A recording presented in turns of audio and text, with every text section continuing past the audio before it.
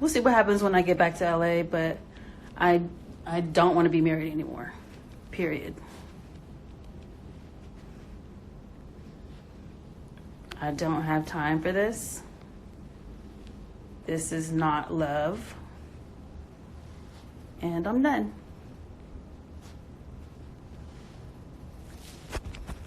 It's a divorce party, y'all.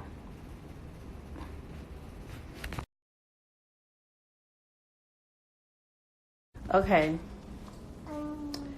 So, about 2 weeks ago, yes, get your popcorn. About 2 weeks ago, I found an extra phone that Ray had been hiding, or that Ray, he wasn't hiding, he had it. And he had been giving his number out. He had admitted to me that he was, nope, A1, I'm doing it, I don't care. He want to be on his page acting like the victim. Leave me alone, A1. So I found this phone that he had. I went through it. I confronted him about it. He was honest. Well, he tried to lie at first. He was honest. And he basically admitted that he had been entertaining, some women, stay women, because my baby's right here. And, I told him, just be honest with me. If you're honest with me, then we can get through it. And he pretty much made it seem like he did it because we had been arguing a lot lately. And so I'm like, okay, well, we have another baby on the way. I just want to be on the same page. Let's just put it behind us one last time, and let's just move forward, right? We're going to have better communication, we can have kids, but if we don't have some type of foundation, communication, then it'll never work. So we put it behind us. So we come to Vegas for the Soul Train Awards, and I didn't want to come, but he asked me to come and Melody to come because he wanted us to come to the show. So we come. We're here for about 2 days, and he asked me to move to Vegas. And I'm like, no, I don't want to move to Vegas. And so he's like, well, can you at least consider it? And I'm like, no, I don't want to move to Vegas. It's not even considering it. I don't want to move to Vegas. This is not the place to have kids. This is not a place to raise your kids. And I just don't like it here. There's too many distractions. You already like to gamble. There's way too many parties going on every night. And it's just not the place that I want to be. So I said, sarcastically, well, you can move to Vegas, but I'm going to be in LA. And so he got really mad and said that he's trying to move our family somewhere where we can be a little bit more stable. And I basically said Vegas is not the place that I want to be. Why can't you just respect that I don't want to move to Vegas? We can move anywhere else. I just don't want to move to Vegas. And so he gets mad. And he's like, why would you tell me I can move to Vegas? You just want to live in two different places.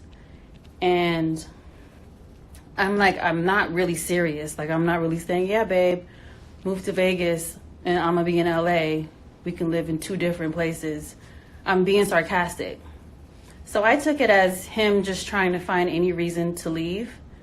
So he left, didn't come back. He was out the whole night. And so the next morning, I didn't call him or anything because I'm like, okay, maybe he just wants to hang out with his friends, whatever. He'll be here by the time I wake up. So I wake up, he's still not here. And I'm like, So the next morning, I'm like, so you really want to just stay out all night off of some fake argument that we had? Like, you can't really be serious. And he's like, you're selfish. All you do is think about yourself. You want to wear the pants in the relationship. You want to be the king of the house, like all this crazy stuff. And I'm like, and then he said,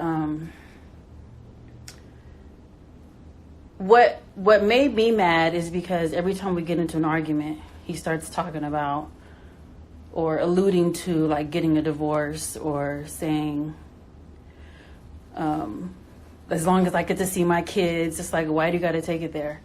So I said, you know what? I said, with the way you just get up and leave and disappear, I got to get back to LA and I got to get my mind right before this baby comes, because with the way you move, I'm liable to be alone at any given moment. And so he said, well, I'm preparing to be alone too, as long as I can see my kids Monday through Wednesday. I said, okay, well, we can just be separated then. And so he's like, not before I file first, so the conversation got really, really ugly. We started like, getting real disrespectful. And then so he blocked me. So I couldn't call him, couldn't get in contact with him. It was time for me to check out the room. He left, he never came back, didn't tell me where he was going, didn't hear back from him.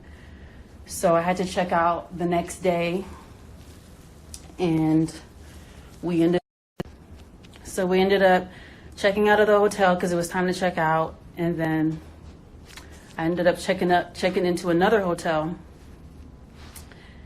And we're in another hotel right now. We are not where Ray is in the Skylofts. I have not talked to him. He has not unblocked me. He has not called me, hasn't checked on me or Melody. So we're just here. And my car's here, and I'm trying to figure out a way to drive my car back because I'm over 8 months pregnant and I have to pee every 30 minutes. I don't want to have to stop in the middle of nowhere driving from Vegas to LA. That's a 4.5, 5-hour drive. So that, you guys, is everything that happened. I put that on my kids. That's it. That's everything that happened. It all started off a stupid argument because I said I wouldn't move to LA. And he took that and used that as a reason to stay out all night and hang out with his friends and not call, not check. Still haven't talked to him. I don't know what he's talking about. I'm over there like he can see me from his window. No, he can't because I'm not even there anymore because we had to check out. So that's the whole story. And I wasn't going to say anything because I just felt like I said too much. And like after the argument that we had, he posted that picture on his Instagram, and that's what ticked me off, because it's like, why would we say all that to each other and then you block me and then you want to post a family picture? That's what makes me like, that's what ticks me off. But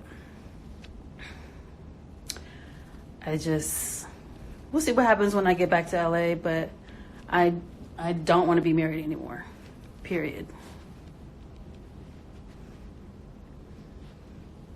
I don't have time for this. This is not love. And I'm done.